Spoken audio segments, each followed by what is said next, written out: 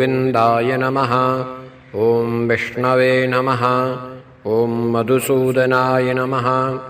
ॐ त्रिविक्रमाय नमः। ॐ वामनाय नमः। ॐ श्रीधराय नमः। ॐ ऋषिकेशाय नमः। ॐ पद्मनाभाय नमः। ॐ दामोदराय नमः।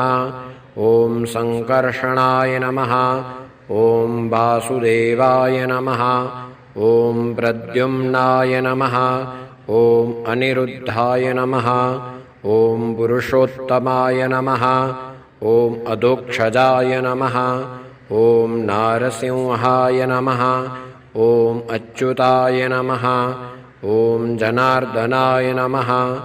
ॐ उपेन्द्राय नमः। ॐ हरये नमः। ॐ श्रीकृष्ण परमात्मा